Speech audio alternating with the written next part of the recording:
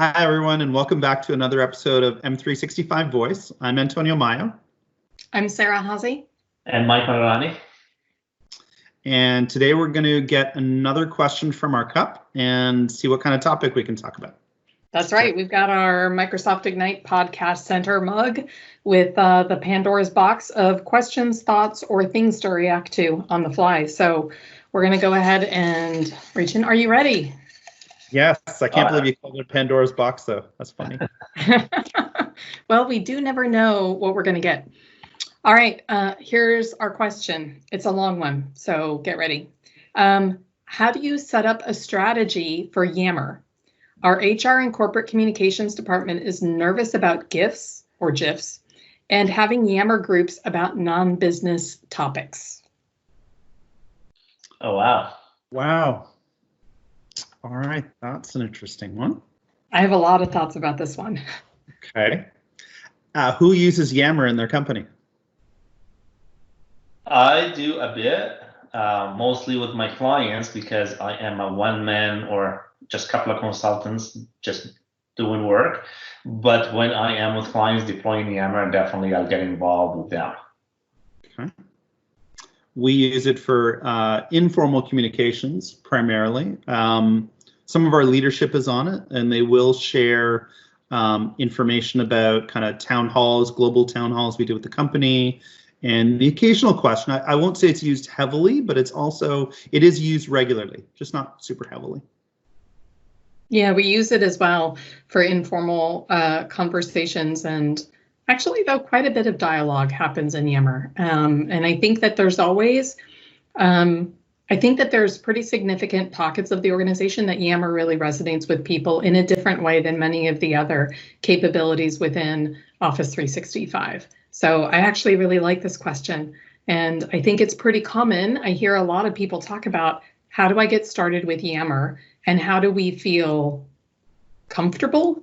I'm not sure that many of our HR departments or corporate communications departments are natively feel comfortable with the idea of Yammer, right? Because there are so many conversations that happen in Yammer that are work related, but in order to get people interested in going to Yammer, there's going to be a lot of non-work related topics there as well. And they're fostering a platform where those things can take place. So I think it's interesting. Do you moderate it? Do you not moderate it? Who's responsible for what happens out on Yammer and policing that, or not policing, but keeping an eye on things and making sure appropriate action is taken?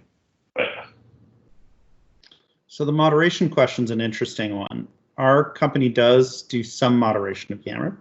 I don't think it's heavy, and we actually have a kind of a content owners team, a content ownership team that is responsible for keeping content up to date and fresh on our intranet, as well as Yammer, as well as moderating and administering Yammer and promoting its use. And its use has taken a lot of promotion over time. I don't find the promotion is just a one-time thing or even just a few times.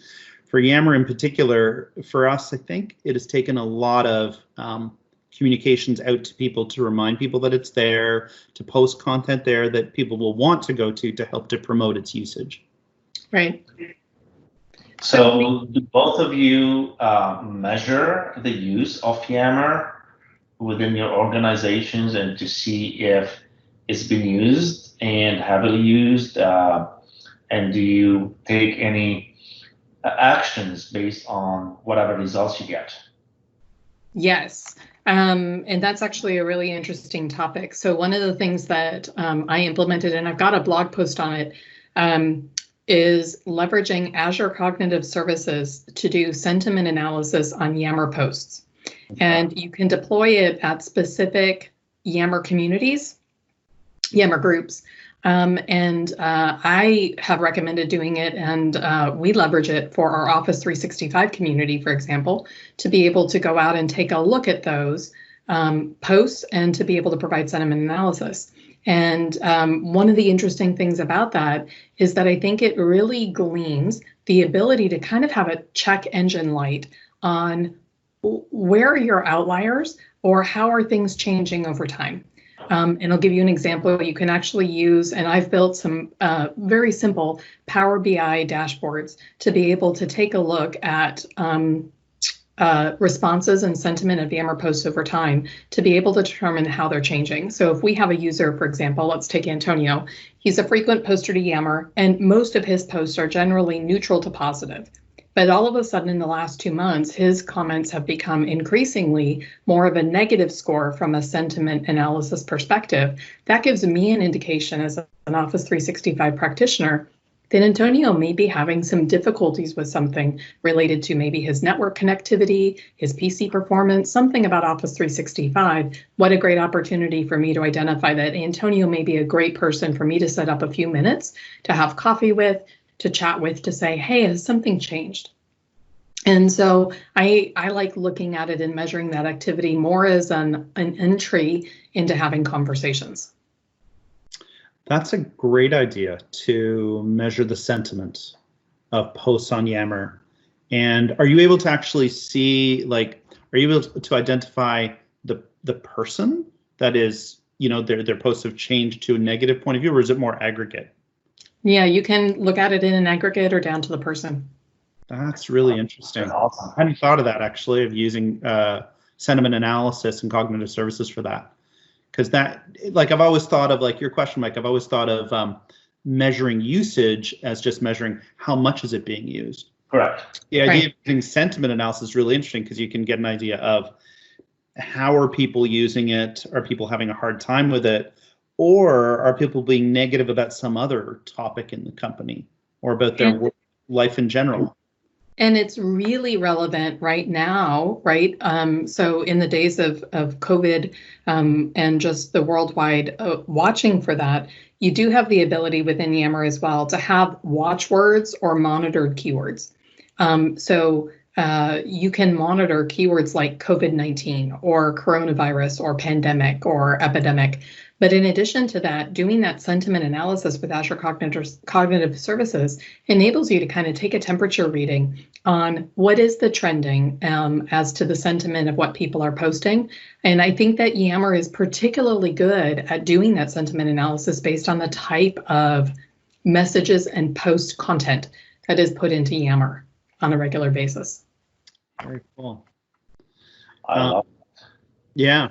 Now, in our company, I'm just a user of Yammer. I'm not, although I work heavily with the Microsoft 365 platform, our company doesn't actually let me administer our corporate M365 platforms. I'm purely a user.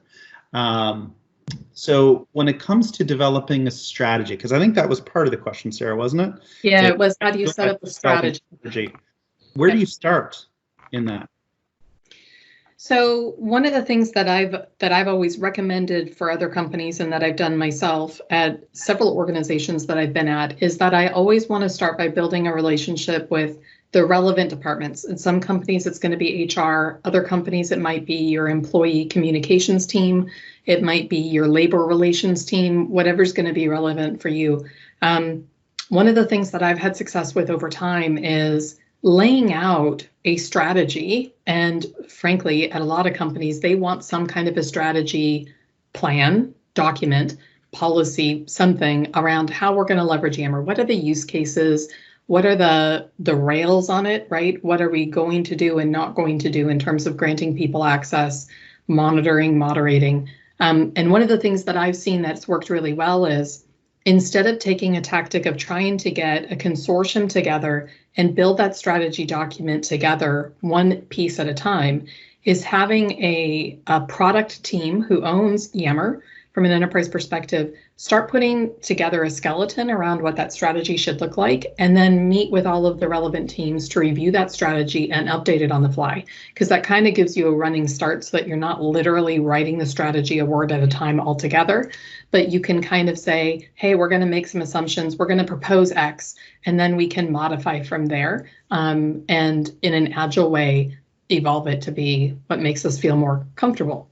So with that in mind, do you come back and revise that strategy throughout the time? Let's say every 6 months, we're going to go and look at the analytics of Yammer and the usage and how everyone is perceiving the actual use of Yammer. do you suggest that? Well, basically, from a strategy perspective, we thought it's going to look like this. We put out the plan, but it's not really working. We might have to change it a bit. Yes, we do. Okay. And honestly, and it wasn't in this question, but you know, the other system that I think that model works really well for is Microsoft Stream.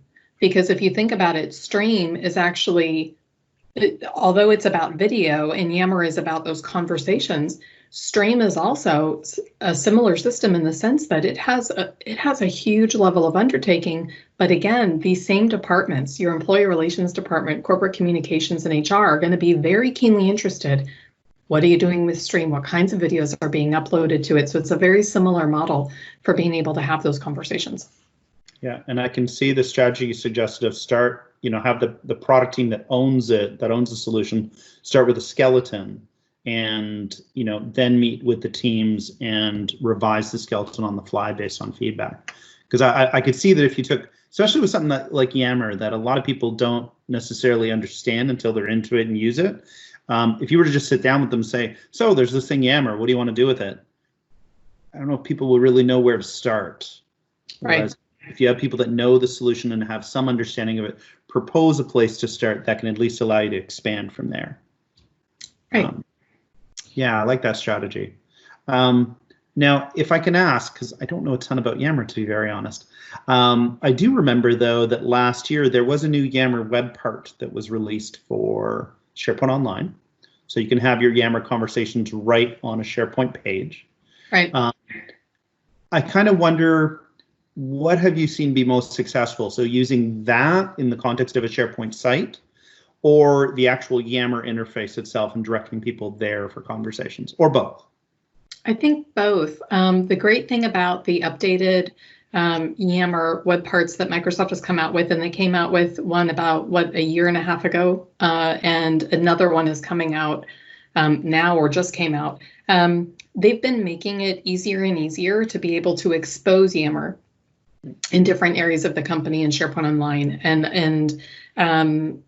in other areas, because they're even broadening that reach beyond SharePoint. But what's great about it is that it enables people to have a window view into Yammer, to be able to follow Yammer threads, to be able to post things to Yammer, and then be able to launch out to the full Yammer experience when they want to. So it really just takes those conversations and it enables them, it surfaces them at different levels. I love it. I think that it's a great way for those who maybe don't use Yammer to be able to say, oh, wow, that's an interesting conversation, see it in a SharePoint Online site and be able to participate, even if they don't want to shell out to the full Yammer app. Yeah. Talking selfishly about it a little bit. I like so from what I saw, I do like the new web part, the new Yammer web part sitting on a SharePoint site page. And I say selfishly because it reminds me that Yammer is there. And what I mean is, I have so many communication mechanisms between my work and my personal life, right? I have my work email, I have my home email. I have Microsoft Teams where I'm on 80 different teams across 7 tenants. I have Facebook, I have Twitter, I have LinkedIn. By the time I get through all that, I've forgotten that Yammer existed. So having it appear in the context of the other places where I work helps me to remember, oh yeah, this thing is there, and oh, there's an interesting conversation. I really like it integrated that way. And I don't think you are the only one. A lot of people with it. We have a lot of communication channels. Whether you name them all, probably you name most of them. Whether from Teams, from emails, from private chats, from the external personal social networks we're part of. So having that in your face, kind of thing, if you want to call it in your face, and when you go into your intranet, you can see it. It kind of reminds you, yes, there is another communication channel, or maybe some topic that I'm not aware of. Is pretty interested in Yammer. And to the point that Microsoft is developing a Yammer app for Microsoft Teams. So if you are living in Teams, you can go and you can see it there and can get to it, browse whatever you want to browse to, and then be part of the conversation and get out. That's a really cool thing to have. Yeah. Exactly. And to help you jump right into the Yammer topics that you might care about based on the context of where you are, either on a SharePoint Online site or in Teams, where you don't have to go out to Yammer and then try and find the right group. It's surfacing it to you. It's recommending a group that's relevant based on where you currently are. Yeah. Big win. Yeah, absolutely. There was another interesting piece of functionality that was announced, and that was, I think, be able to mark a post as an answer or mark an answer. Yeah, best answer. Thank you. Do you guys do that? Have you seen that be useful? Yeah.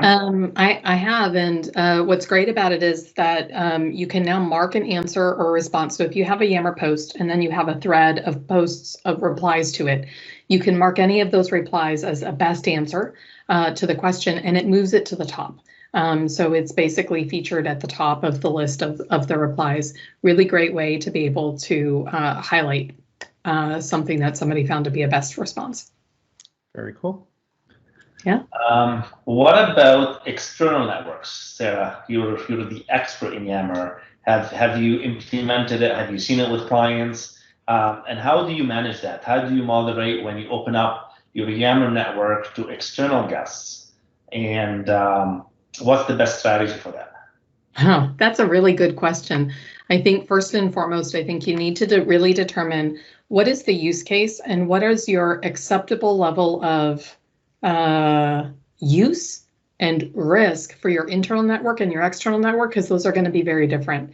Right. If you're running an external network for your customers, you're probably going to want to monitor that, frankly, even more than you do for your internal employee network, because you want to make sure those customers are being well serviced by your company and by your needs.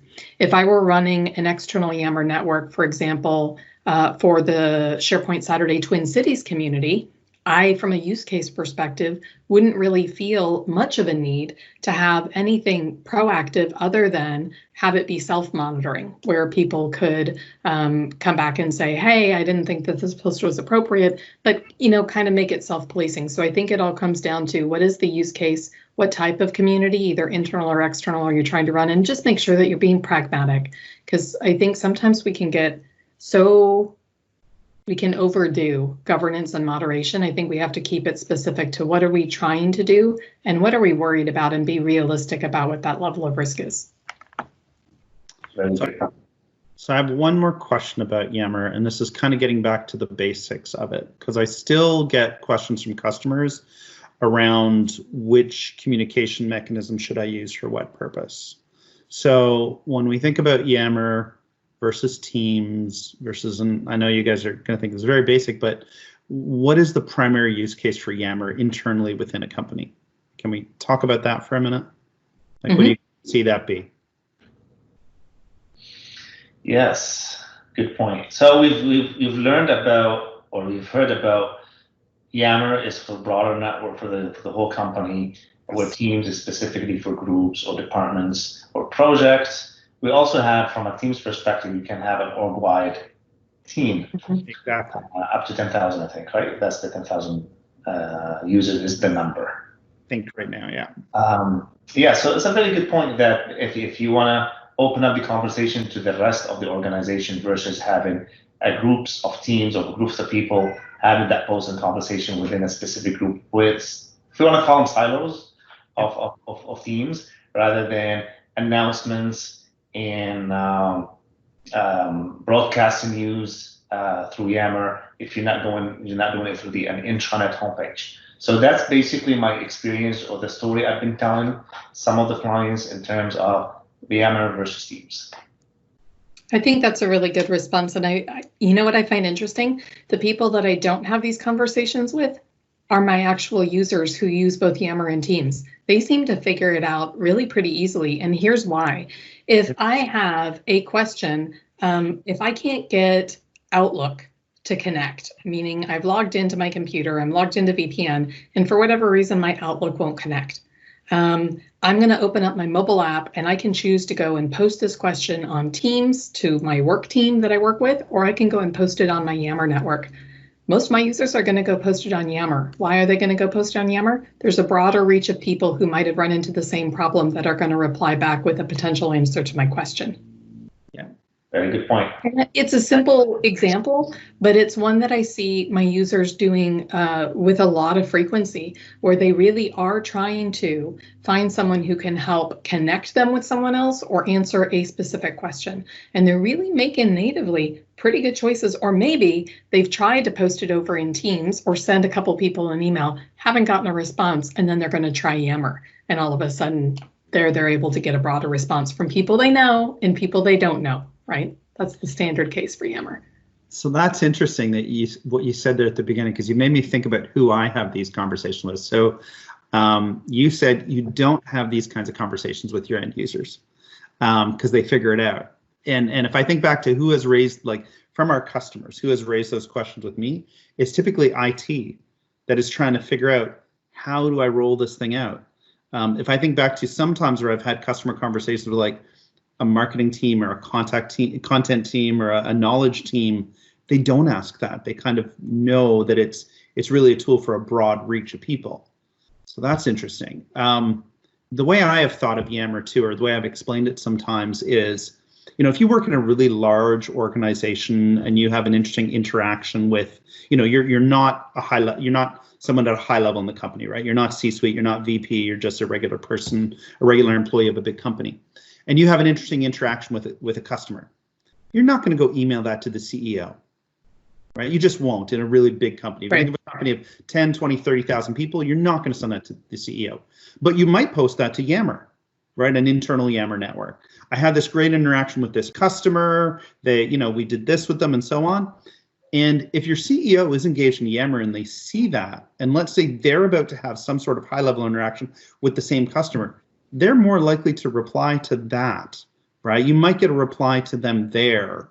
Or if the CEO posts something, you might reply to them in Yammer because it is considered, something for broad-based communication. But you're never going to email that directly to someone at that high of a level. So I find it interesting for opening up those kinds of communications with people that you wouldn't normally exchange communications with. Mm-hmm. Very good use case as well. I like that. Yeah, that's often how one of the use cases I've explained with it. Excellent. Conversation about Yammer. Yeah. So that was a great question to bring up, or a great topic to talk about. So thanks to both of you guys on that. I think that was an excellent conversation, and hopefully people find that useful to learn more about Yammer. That's great. All right. Well, thanks everyone. Thanks. Thank you. We'll see you again in the next episode. Bye. Thank you. Bye.